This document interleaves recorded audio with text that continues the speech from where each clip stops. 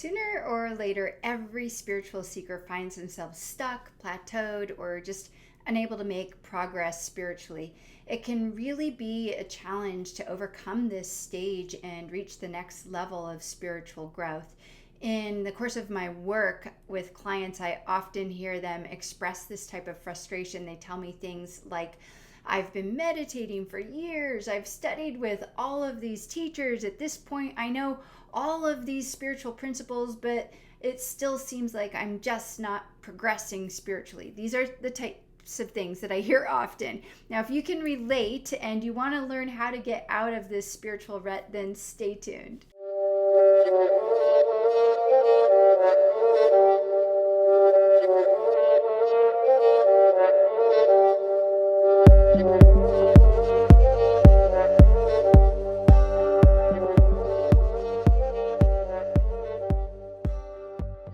Welcome to the Karmic Warrior Podcast, where we talk about living an extraordinary life by practicing time-proven and tested teachings of yoga wisdom.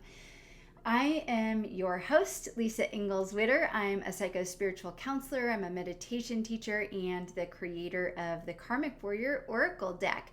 Now, the goal of this podcast is super simple. It's really just to make it easier than ever before for anyone to find happiness and fulfillment in their everyday life by using the wisdom teachings that have already been handed down to us for millennia, and to occasionally dispel some of those myths out there, especially in New Age spirituality, which hold us back without our even knowing.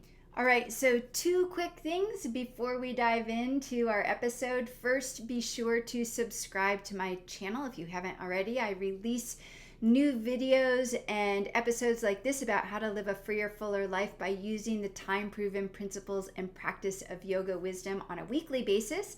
And then second, most spiritual seekers have heard of the law of attraction, but did you know that there's another law? It's called the law of karma. And if you understand how it works, you can live a life free of struggle, free of frustration and anxiety and worry, despite any challenges that you might be facing in your life. If you aren't familiar with the law of karma, then be sure to head on over to my website, download my free ebook. It's called Karma Demystified. It's a really quick 15, maybe 20-minute read where you can get a crash course on what the law of karma is, how karma is created, and how to clear your karma so that you can step into a freer, more fulfilling life right now. In this episode, I want to talk about what a yogi like you, like me, can do when we have found ourselves spiritually stuck. Like I said in the intro, everybody at some point, if you're on this path and you're committed to this path, you will probably find that you hit a plateau, like you're not going anywhere. And what I've learned is that there are 4 things that we all need if we want to progress on the path of spiritual awakening. When these 4 things come together, we will experience progress towards awakening to the truth. The truth of what? The answer to that question is the truth of who you really are, who anyone really is, and to the true nature of reality.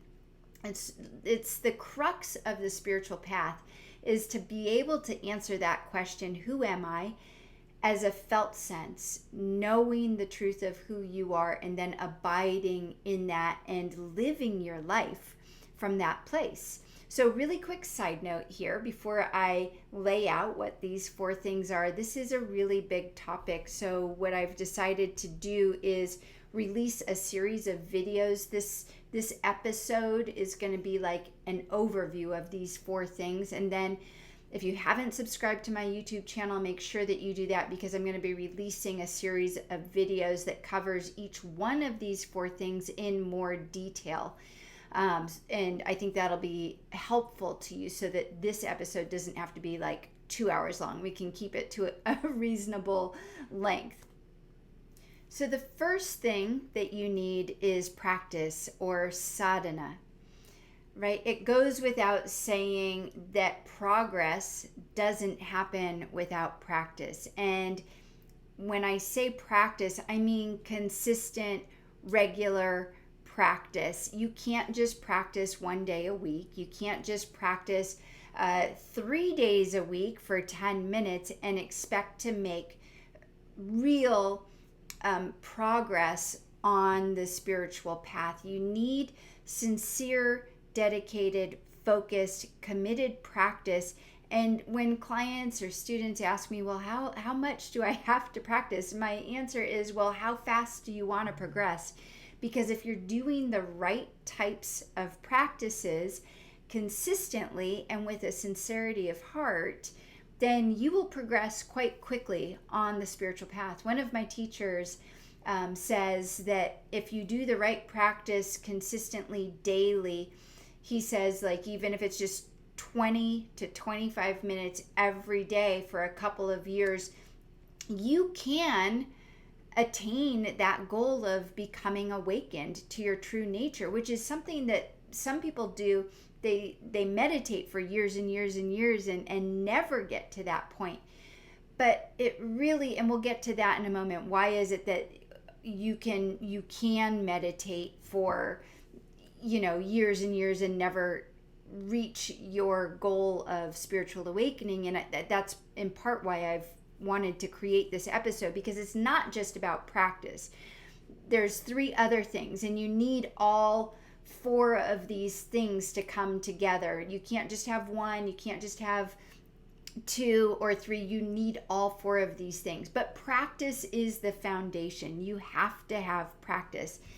Now, it's interesting because in yoga wisdom traditions, practice is how you gain experiential knowledge.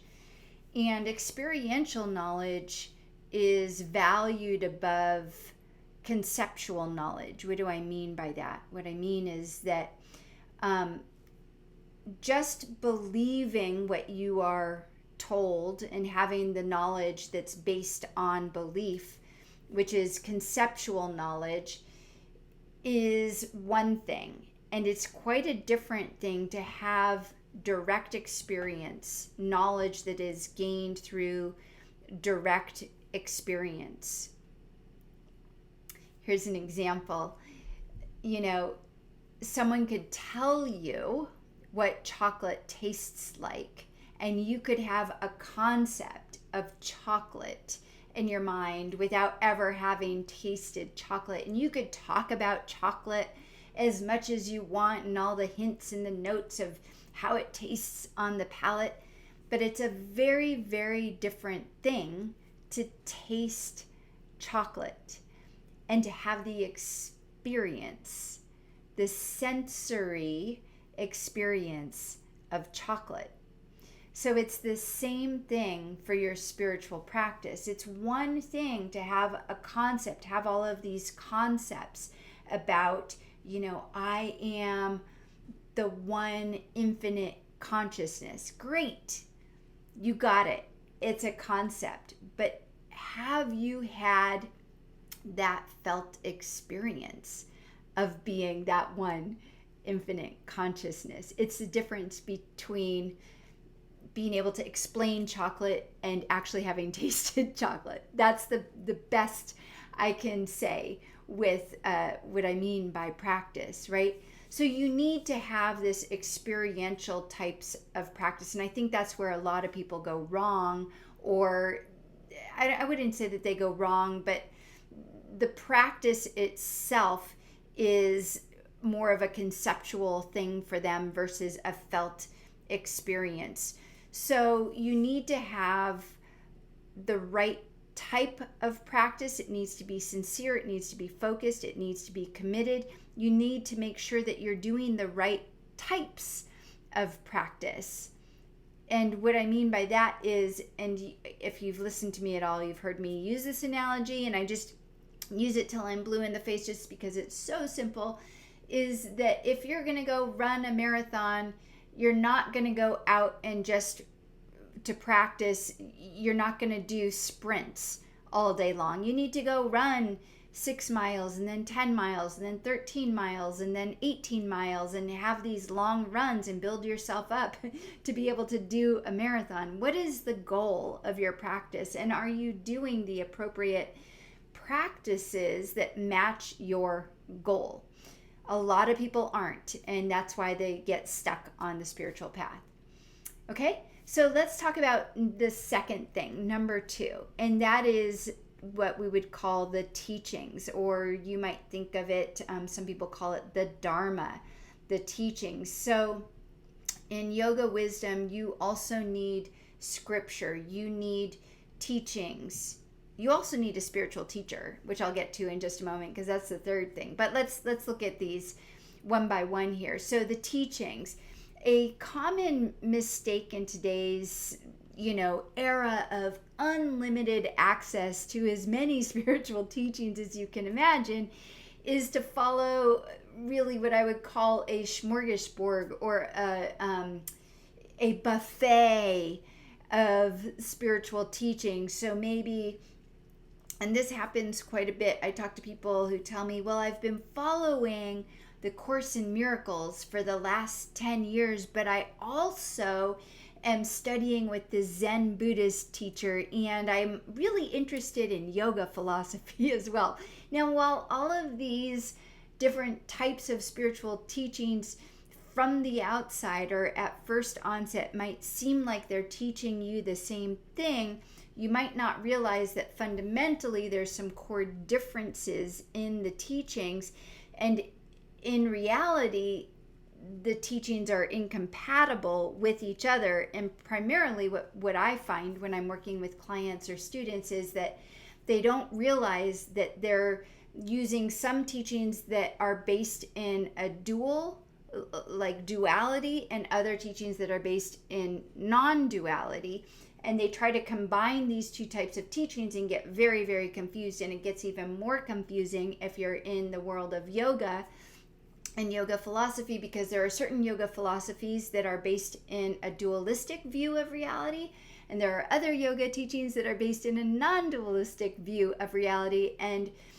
there are, oftentimes people think that they're the same thing because at the outset it seems like they're saying the same thing, but they're not saying the same thing. So it can get very, very confusing. And this is why it's very, very important when we're talking about teachings to commit to and study just to one set of teachings for an extended period of time. What do I mean by extended period of time? I mean, spend at least a year. And that is bare minimum, because usually 1 year isn't enough time within one philosophy or one view to really dig in and understand a set of teachings. But at least a minimum of a year, I would say, maybe even 2 years, because this is going to help you to understand the nuances of that philosophy and of that view, right? So a key here is to seek out teachings that have what I would call a lineage.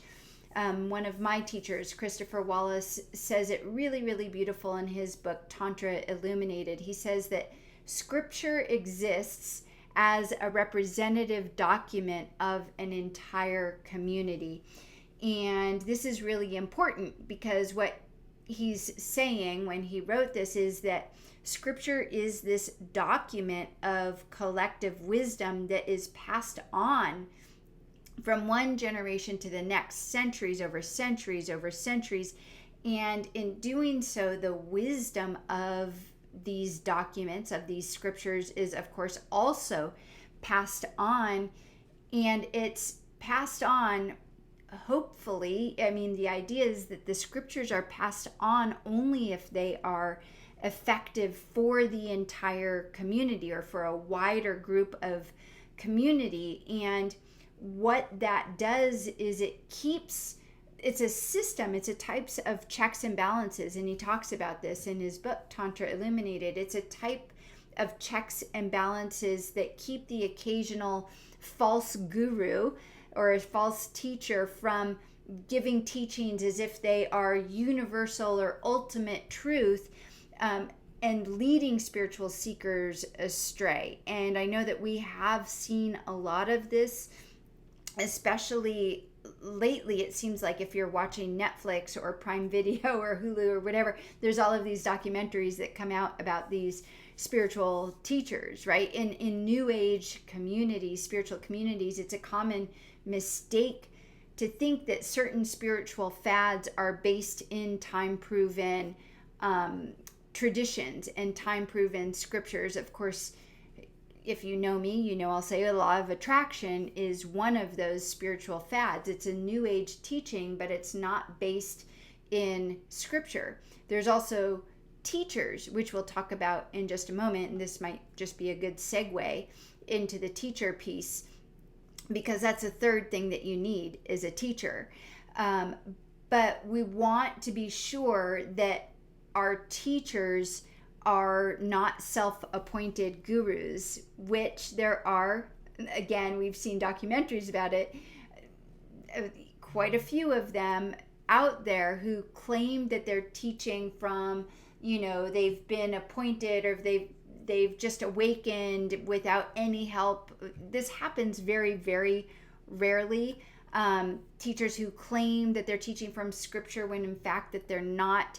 And I'm going to name some names here, so please forgive me if this is your teacher, or I just am going to say it because there are false gurus out there and we get taken by them. Osho, right? Rajneesh, he was a guru who many people claimed that they got transmission from, and I have no doubt that they did get transmission. I actually have neighbors here where I live who were devotees, disciples of Osho. But Osho was not from a lineage, and he sort of created his own form of spiritual teachings that was loosely based in, yogic scriptures, but he was just a brilliant guy, and he was charismatic, and he knew how to develop a following. So Osho is one of them. We found out recently Yogi Bhajan, who Kundalini Yoga, the Kundalini Yoga of Yogi Bhajan, another person who was a self-appointed type of guru out there. On the internet, we have, if you're on YouTube, often you've probably heard of Teal Swan or Benito Massaro, or even Sadhguru. So I just say these names. I have nothing against these particular teachers. I'm just saying that they're not following scripture. And remember, if we go back, we have number one is our practice. Our practice is based in scripture, and we need a teacher to help us unpack the scripture. But if we have a teacher who's not following scripture, they're not really going to help us unpack the scripture. So you need a teacher. They don't have to be enlightened. I mean, this was a big aha for me when my teacher talked about this, that a teacher does not have to be an awakened being, because it's what's called the guru principle can find its way into anyone for a moment in time, and anyone can transmit a truth, an ultimate truth. They don't have to be an awakened being. But when you're looking for a true guru or a true teacher, which is needed on the path, they do need to have adequate experience, personal experience, and hopefully knowledge in the view or the philosophy that you're studying. Okay? So the final thing that I want to say about why we all need teachers, because I know in Western culture, it's really common, this common idea, or this common thought of, I am my own guru. I do not need a true guru. I am my own true guru. So, that is one line of thought in Western culture, but it is a dangerous way of thinking. And here's why. We all need teachers. We can't walk this path alone. We all need a guru.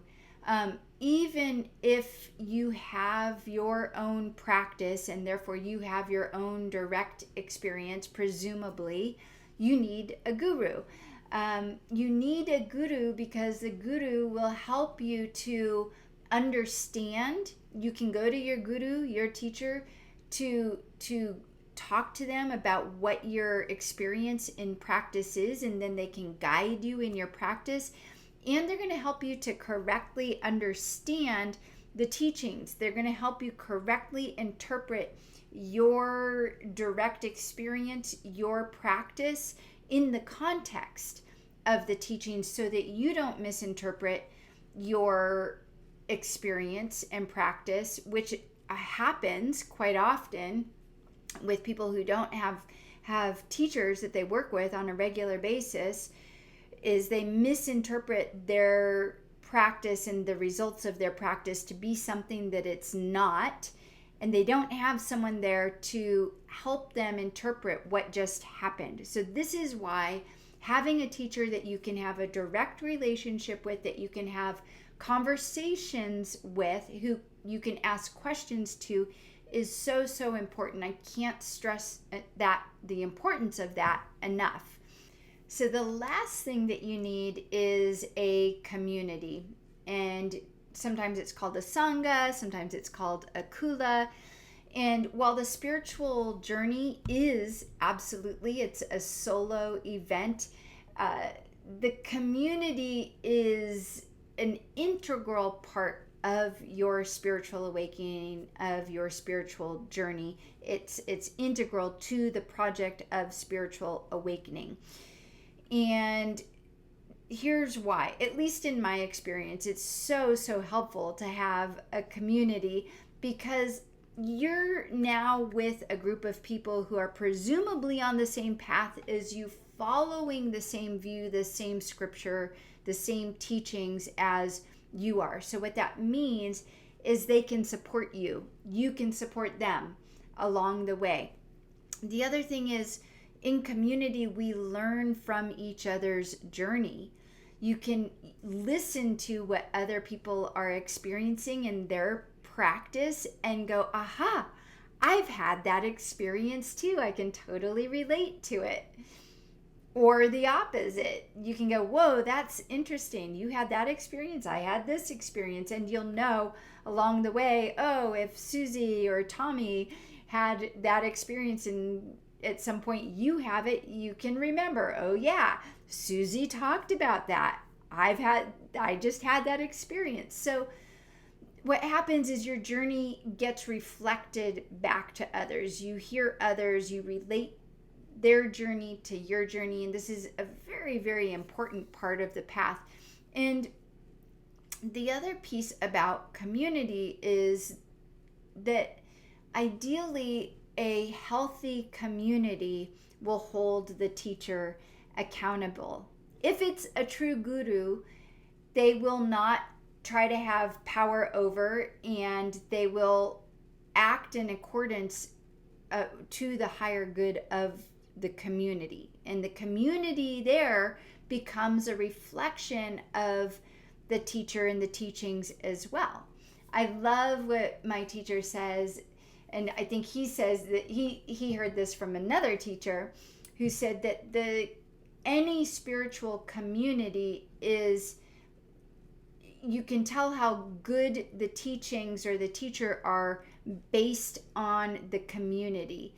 In other words, how many people are actually waking up in the community, in the particular community of the teachings and the spiritual teacher? If there are a lot of people who are down and out and everybody's having trouble, then maybe you want to question, is this the right teacher for you? Is this the right community?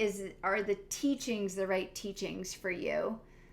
Or is it a community where there are a good number of people? Doesn't mean everybody, but there are a good number of people waking up, like having awakening experiences, and not only having awakening experiences, but eventually being able to sustain those experiences.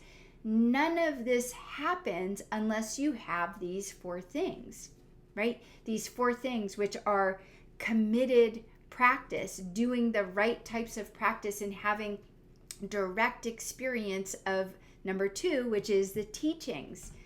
having a set of teachings that have some type of history to them that are time proven and tested. In other words, these scriptures have been handed down simply because they work. They've been proven true time over time over time, over and over and over. The teachings have worked for the community. Number 3, you need the teacher who can unpack the teachings for you and help you to see if you're on the right track with your practice. And then number 4, you need your community. You need the container of the community that holds everything else, that holds you in your practice, that holds the teachings, that holds the teacher, right? So if you find yourself spiritually stuck, if you find yourself in a spiritual rut, you're probably missing one of these 4 things. What is it for you? And if you're saying to yourself right now, I have all 4 of these things, then I invite you, as my teacher, I think, would say, to look at who your teacher is and what the teachings are.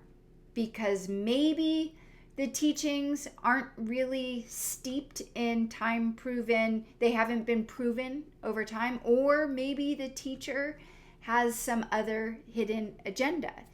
So those are some areas to look, and of course, look at your practice. Is your practice, are you committed to your practice? Are you doing your practice on a regular basis? Like I said, you need all 4 of these things if you want to get unstuck. So I hope that this was helpful to you. I know if I had someone tell me this early along on my spiritual path, it might have made it a little bit easier for me. It's sort of just like a map, like a guidepost. Like, these are the things that you need. Go, go, take this and go. So thank you so much for joining. I hope you enjoyed this. I hope it was helpful to you. Please do leave a comment and let me know what you thought. If you have any questions or comments, I always do answer those. I do reply to those. And once again, be sure to keep an eye out for my follow-up videos where I'm going to go into a little bit more of a discussion on each one of these 4 things so that we can unpack it and take a little bit more time with it. Until then, thank you so much for joining me. Have a wonderful day, and namaste.